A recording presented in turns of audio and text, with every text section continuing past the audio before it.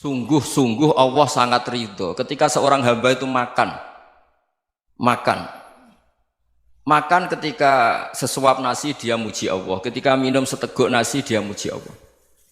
Itu kalau orang diridhoni Allah itu wali betul.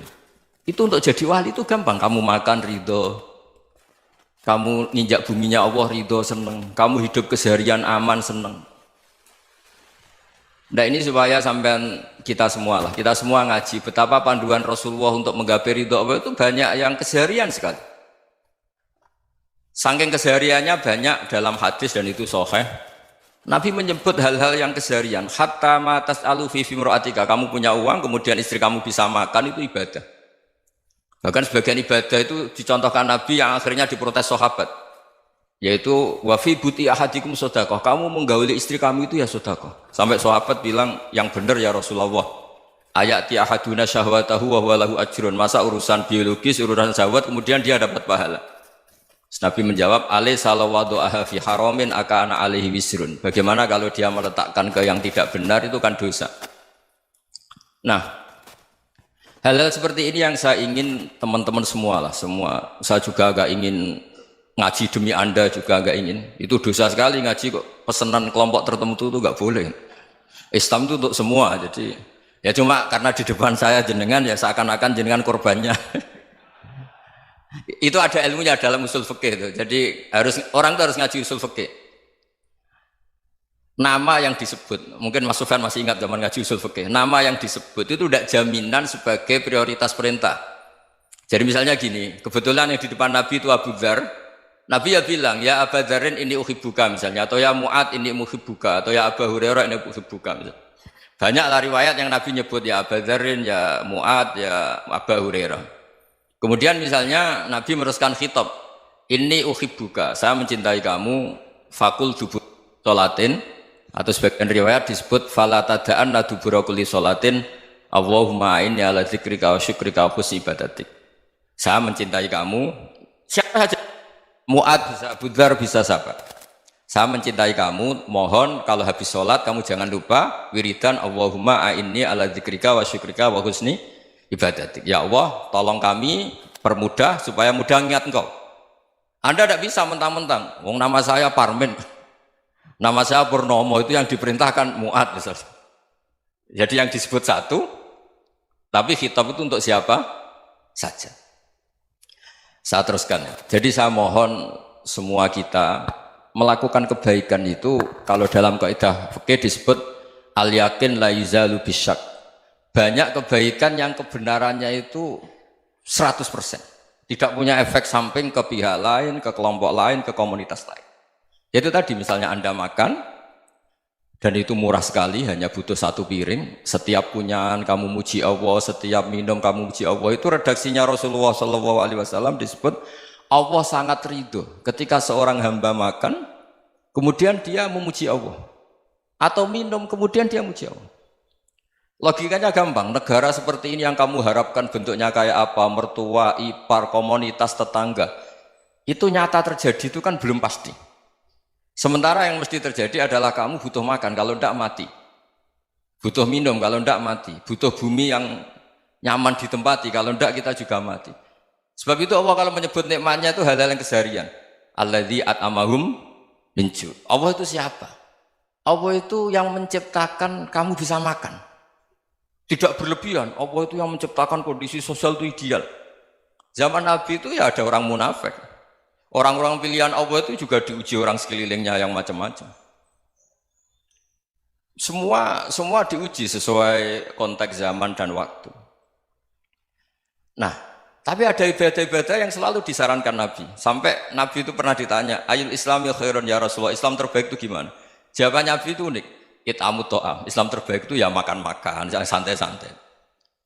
Ketika Allah menyebut beberapa kebaikan, falak tahamal aqobah wa ma adrokan Allah mal aqobah. Terusannya apa? Fakku raqobah. Terusannya apa? Au it'amun fi yaumin di masghubah. Ya itu acara makan-makan itu juga Islam.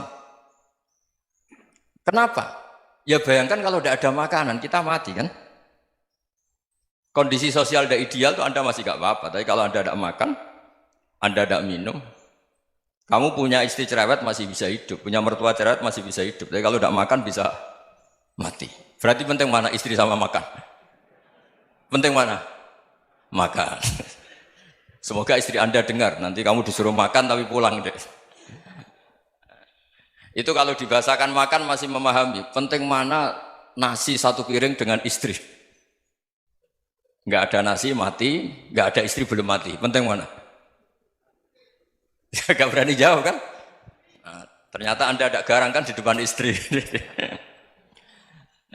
Jadi saya mohonlah, mungkin Mas Sufyan Sauri tadi yang bisa bantulah. Teman-teman tuh ngaji yang keseharian saja. Karena kita nyari ridha Allah itu berdasar firman Allah. Dan firman Allah itu menyebut keseharian tuh riang, gampang. Yaitu tadi misalnya wa min ayatihi manamukum bil laili wan nahar. Termasuk ayat-ayat Allah itu kamu tidur. Maka dulu itu ada guyonan, ada tokoh Mu'tazilah, kelompok dalam Islam yang berpikir manusia itu bisa menentukan ikhtiarnya sendiri. Karena saya bisa duduk, ingin berdiri, berdiri. Karena kelompok ini nggak terima kalau semua kehendak Allah, nanti bagaimana kalau semua kehendak Allah kok ada hisab ya, ada sanksi. Lucunya itu dia akhirnya, ini cerita ya, mencintai seorang perempuan, cantik sekali. Dan itu dia menjadi ahli sunnah itu oleh hal-hal yang sepele. Karena istrinya cantik, ya namanya suami istri hubungan intim. Terus ditanya, Mas, masih ingin lagi? Masih. Silahkan diulang lagi. Wah ya tidak bisa. Katanya manusia bisa menentukan yang diinginkan. Itu tobat itu. Itu nggak bisa ditobatkan Mas Sufyan Ats-Tsauri. Orang cantik yang mudah nobatkan orang itu orang cantik. Segampang itu. Akhirnya kita tahu, makanya kalau dalam kitab Hikam itu disebut al-aqil mayyakul madza yaf'alu wa hubi wal ghafil mayyakul madza af'al. Orang yang punya akal karena sadar ini wilayah Allah, semua milik Tuhan. Itu dia tiap hari berpikir, besok Allah akan melakukan apa terhadap dunia ini. Kamu merencanakan suatu mau plesir, ternyata gempa. Mau wisata ke Rusia, ternyata perang. Kamu tidak pernah tahu apa yang akan terjadi besok. Wa ma tadri nafsum madza taksibu ghadan. Tapi anda semua kita ini sering punya jadwal permanen. Makanya saya kalau diundang siapa saja, sanad takdir. Yang jelas Gus ini acara penting. Ya masih acara penting nak pangeran ngersakno piye? Kok ape dadi pangeran? Kamu kok mau jadi Tuhan? Itu kadang ya kiai. Penting Gus acara ini jenengan harus memastikan bisa. Loh kamu itu yang ngajarin tauhid, sesuatu itu biadillah kok bilang-bilang apa pasti. Kalau maksa terus tak tobatkan loh kamu kata saya. Ya kalau gitu Gus bilang insya Allah. Wah itu hati saya, fisik saya, roh saya sudah bilang insya Allah. Tidak usah kamu latih kata saya. Nah hal-hal tauhid keseharian itu gampang sebetulnya. Wal ghafil yaqulu madza af'al. Tapi orang yang lupa Allah dia setiap hari bilang besok apa? Kita bisa melakukan apa? Seakan-akan dia itu aktor, dia penting, dia subjek permanen, dia. Padahal kita ini hanya objek kehendak Allah Subhanahu wa taala. Karena kita yakin sesuatu yang terjadi di alam raya ini kita tidak bisa apa-apa. Makanya saya sering ngaji, sering bilang saya, ketika Anda mensifati Allah, Dia yang menghidupkan. Sudah itu tanamkan sehingga ketika kita mati santai saja. Kenapa santai? Allah punya cara menghidupkan kita. Zaman kita hidup juga gak tahu caranya ngelola jantung, ngelola paru-paru. Kamu juga gak tahu ngelola oksigen yang tidak beracun, tidak mengandung polusi. Tahu-tahu hidup. Gak ingin tua ya tahu-tahu tua, gak ingin mati tahu-tahu mati. Selama ini kita hidup juga gak tahu apa-apa sebetulnya. Hanya gaya tok, punya jadwal, punya planning. Kalau kamu bisa menentukan pilihan Anda, pasti Anda istrinya cantik, 4 neriman semua, kona'ah semua. Nyatanya enggak kan? Ada 1 jelek, cerewet. Oh itu kan, nyatanya enggak bisa apa-apa Anda kan? Dan kamu bawa mati lagi. Itu kan istri Anda juga gitu, punya keinginan, punya suami yang ganteng, yang jabat, yang neriman, yang enggak poligami. Ya enggak kesampaian juga. Kalau kita ngitung tingkat kegagalan kita itu gagal terus. Ya kan? Nah, terus ingat Allah, madza yaf'alu wa bi. Orang yang punya akal selalu berpikir Allah itu menghendaki apa terhadap saya. Lalu sama-sama orang melihat orang yang serius, itu kata Anda itu pemikir berat, serius, senang punya tokoh yang merengut tuh, karena kamu anggap serius. Tapi sebagian orang anggap orang yang serius itu wong merengut, wong masam, wong muka kok ditekuk. Jadi sama Itu hati, ya muqallibal qulub tsabbit qalbi ala dini. Karena kita nggak tahu cara berpikir kita tentang orang lain, tentang sekeliling kita. Misalnya kita orang baik yang jenis ngrumat fakir miskin. Ada orang bangun masjid mewah itu janggal. Apa artinya masjid mewah kalau banyak orang kelaparan? Tapi kalau yang jenis pendidikan apa artinya masjid mewah kalau tidak bisa ngaji? Nanti yang jenis infrastruktur apa artinya ini kalau semuanya punya sudut pandang yang berbeda-beda. Dan Islam mengapresiasi semua kebaikan. Tapi katakan semua kebaikan itu adalah kehendak Allah Subhanahu wa taala. Karena apapun baik Anda itu pakai fasilitas yang diberikan oleh Allah Subhanahu wa taala. Sehingga ini yang disebut qulillah tsumadarhum fi khawdihim yal'abun. Ya kembali tadi ke tema-tema bahwa keseharian Anda ini sudah Islami. Saat Anda tidak bisa melakukan apa saja. Saya sering ada jenazah, biasanya kalau tetangga meninggal saya sering disuruh ngelepas. Saya bilang orang ini baik karena sering ngelamun di rumah, sering nganggur di rumah. Ditanya sama anaknya, kenapa Gus nganggur baik? Ya kalau dia nganggur artinya juga agak berbuat sesuatu yang maksiat kan? Ya kan? Orang nganggur di rumahnya ya tidak bunuh orang, tidak maling, tidak korupsi, ya namanya nganggur di rumah. Lah cuma istri cara pandang nganggur gak menghasilkan uang itu. Tapi juga gak menghasilkan kriminal kan? Jadi sebenarnya Islam itu makanya kalau sampai ngaji usul fikih itu ada kitab usul fikih namanya Lubul Usul, itu terkenal sekali di pesantren itu. Itu kalau ngapresiasi keseharian itu luar biasa. Izma min mubahin illa wa yatahaqqaqu bihi tarku haramimma. Karena keseharian yang mubah saat Anda lakukan itu ada kehebatan yang luar biasa, yaitu meninggalkan haram. Makanya dulu banyak orang-orang alim ketemu temannya itu guyon sampai semalaman. Itu biasanya yang semangat Islam itu kiai kok tidak tahajud, kiai kok tidak witir. Orang yang sedang mapan uangnya banyak, malam itu tidak kelayaban itu sudah luar biasa. Melawan nafsu supaya tidak maksiat itu sudah luar biasa. Supaya lupa guyon sama temannya semalaman sampai subuh. Gejlok-gejlokan ngenang zaman miskin, zaman kuliah nggak jelas, zaman apa. Melihatnya jangan tarkut tahajud. Seperti ini meninggalkan tahajud, tapi meninggalkannya ini talkul muharramat. Jadi kayak apa hebatnya? Sehingga Imam Ghazali punya riwayat yang agak unik. Hatta takuna ibadatu akhiri hadil ummah iku an-naum. Sehingga suatu saat ibadah terbaik umat ini itu tidur. Itu kan riwayat kontroversi. Ketika Imam Ghazali tanya, kenapa iya? Kenapa kamu mulai keluar dari rumah itu sudah banyak maksiat? Melihat perempuan yang enggak mahram, melihat fenomena. Tapi kalau kamu tidur itu enggak melihat apa-apa. Tapi juga kamu jangan menganggap tidur itu ibadah betul. Saatnya melakukan fardhu ain malah masih tidur.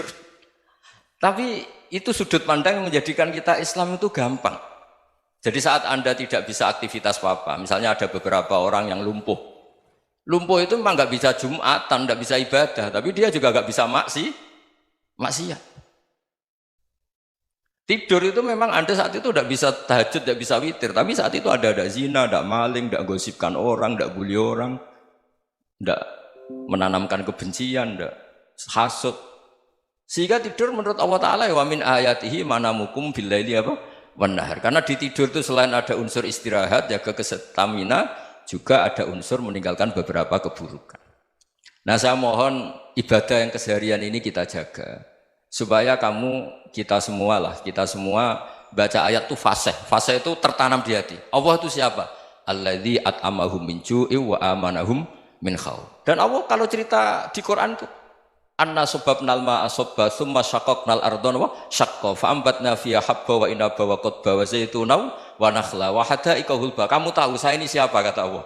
Saya ini adalah Tuhan yang menurunkan air, kemudian ada tanaman banyak. Habba wa inaba wa qadba, ada zaitun, ada tin, kalau orang Jawa mungkin ada tela, ada padi, ada mangga, ada pisang. Sudah. Wa inaba wa zaituna wa nakhla wa hadaika hulba. Ada perkebunan yang lebat. Tujuannya apa? Mata Allahkum, silahkan kamu pakai, kamu nikmati. Tapi karena kadang kita ini punya ide-ide besar. Tadi untuk syukur saja nunggu punya istri riman, rumah baik, tetangga baik, komunitas baik, semuanya baik baru syukur. Lama-lama nanti ada di surga, syukurnya nunggu surga paling kelas A. Itu sudah ada yang menghuni Rasulullah, kamu nggak boleh di situ. Masa untuk syukur saja? Repotnya Masya Allah. Jadi mohonlah Quran yang kalau Anda hafalkan juz sama itu kan ada ayat-ayat yang kayak tadi. Ya, fal yang dzuril insanu ila ta'ami. Coba lihat. Apa yang kamu makan ya? Dari mana? Dan untuk mempertahankan hidup kamu keseharian. Jadi jangan kira ibadah itu harus membentuk komunitas yang versi Anda. Ibadah itu harus hal yang mulu-mulu. Kesehariannya Anda alami. Loh, ini saya tidak bikin-bikin. Saya ngaji bukan karena berdasar pesanan. Itu ayat yang saya bacakan betul ada ayatnya kan. Fal yang dzuril insanu ila tu'ami anna sobabnal ma'a sobba thumma syaqaqnal ardo syaqqa fa ambasna fiha habba wa inaba wa qadba wa zaituna wa nakhla wa hada'iqa ghulba. Terusannya apa? Mata'al lakum, silakan kamu nikmati. Mata itu silakan kamu nikmati. Ya kayak sampean dikasih hidangan ya makan. Ya sudah makan, habis makan ya minum, habis itu ngantuk ya tidur. Ya sudah normal-normal saja. Kayak apa indahnya Islam? Tapi Anda mencari Islam yang gimana lagi? Nah itu yang diajarkan guru-guru kita, diajarkan sanad kita sampai Wali Songo, sampai Rasulullah SAW. Bahwa pada akhirnya ada jihad, ada perang. Itu dulu memang perang, bukan membunuh, beda.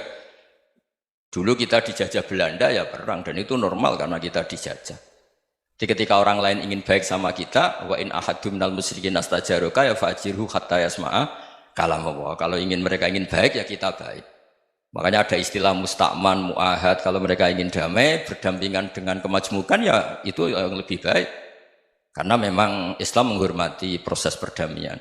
Wa in janahu lis-salmi ya fajnah lah. Kalau ingin damai ya kita harus